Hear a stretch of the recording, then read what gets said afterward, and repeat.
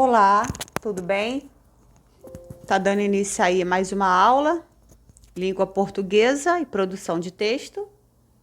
Meu nome é professora Aline de Almeida, sétimo ano. Hoje nós vamos falar um pouquinho sobre a estrutura de um verbo, né?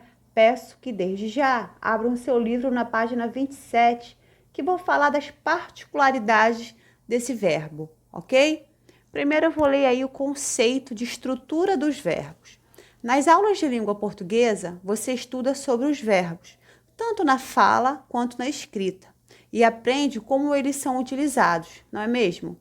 E as ações que desenvolvemos a todo momento, tais como correr, andar, pular, brincar, estudar.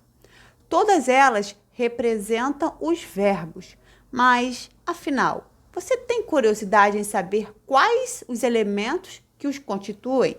Pois bem, você conhecerá nesse momento quais elementos são esses. E é tudo muito simples, tá? Só peço atenção de vocês. Vamos lá. Eu coloquei aí o verbo falar, né? É um verbo muito importante. Por quê? Nós teremos aí, eu coloquei e marquei para vocês. O radical está em azul, a vogal temática está em rosinha e a desinência está em verde. Tudo bem? Então, é só prestar atenção aos detalhes que utilizei para particularizar, né, e exemplificar melhor.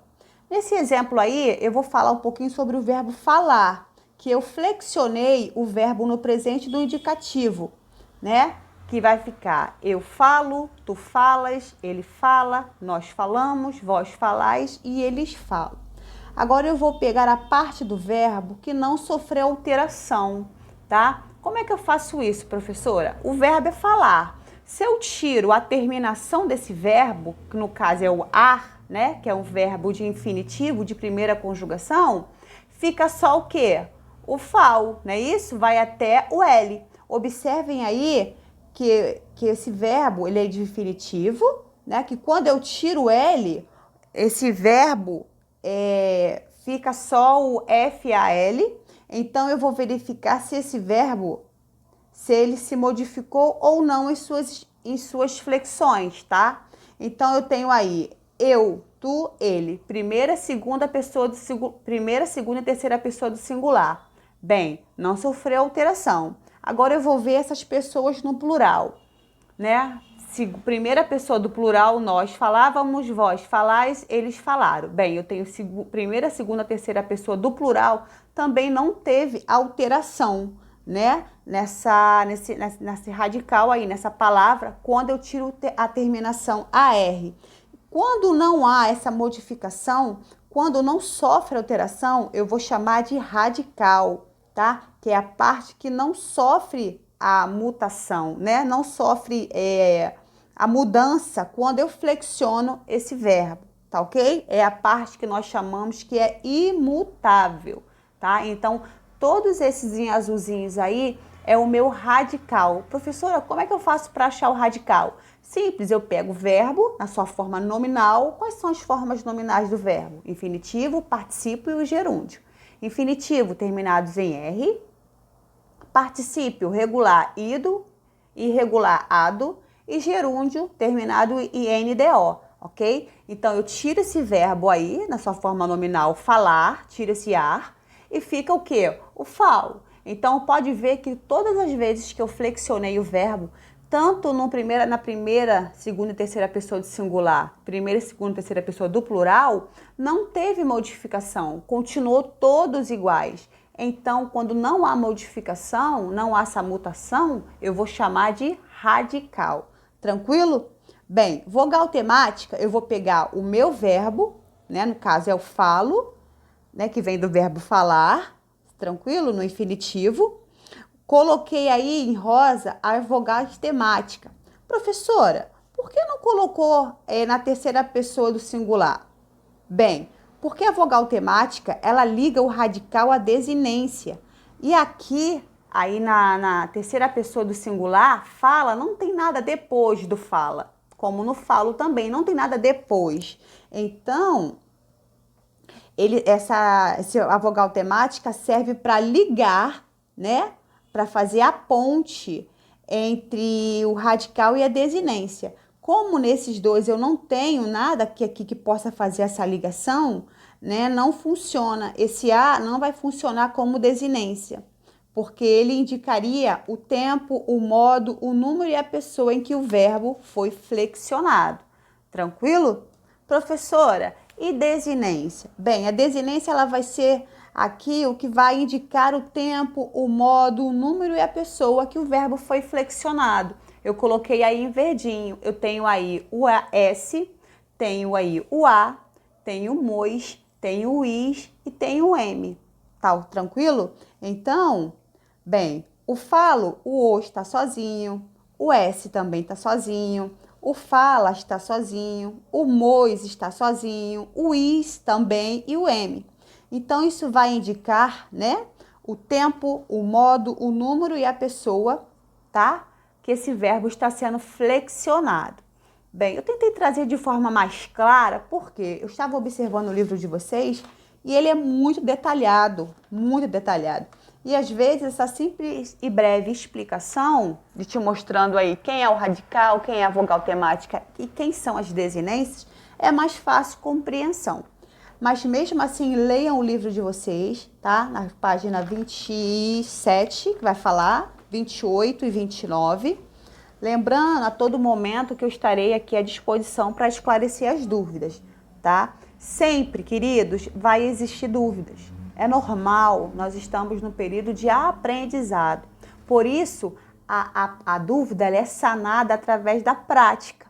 Então, eu deixei aí para vocês os exercícios da página 29, 30, 31, 32 e 33, tá? Que vai falar um pouquinho daí da estrutura do verbo. Também deixei para vocês um texto, né?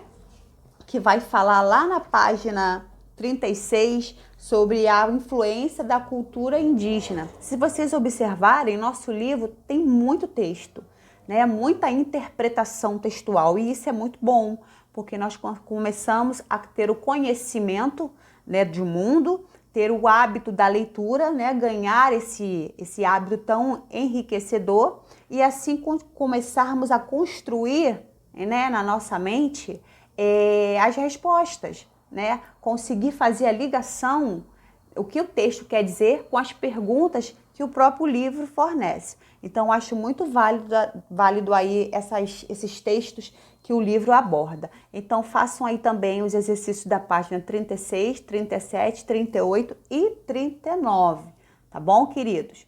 Bom, para nossa aula não ficar um vídeo de português e produção textual, eu achei melhor fazer tudo num vídeo só, porque assim fica mais fácil para você e para mim também, até para lançar os conteúdos e poder explicar. Bem, no nosso livro de produção textual, né, que vem junto com o kit, tá falando aí sobre receita culinária, que é um gênero textual muito utilizado hoje em dia e em diversas formas, né? Vamos fazer essa leitura que não está no livro de vocês. Eu trouxe um material a mais para agregar o nosso conhecimento. A injunção é o ato de ordenar expressamente, de mandar, executar alguma coisa. Textos injuntivos, portanto, são aqueles cujo objetivo é levar as pessoas a agirem de determinada maneira, como forma de alcançarem um resultado específico. Textos instrucionais são aqueles que apresentam um conjunto de procedimentos que devem ser seguidos em uma determinada circunstância. Por esse motivo, estabelecem sempre uma interlocução com o leitor. Diferentes gêneros discursivos exemplificam essa estrutura.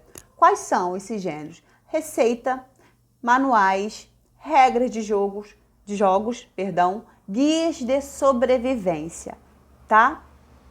O que é uma receita?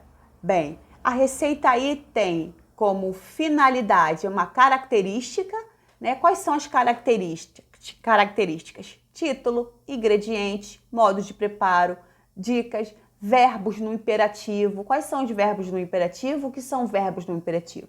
São aqueles verbos que mandam, né? Que determinam, que ordenam alguma coisa, tá?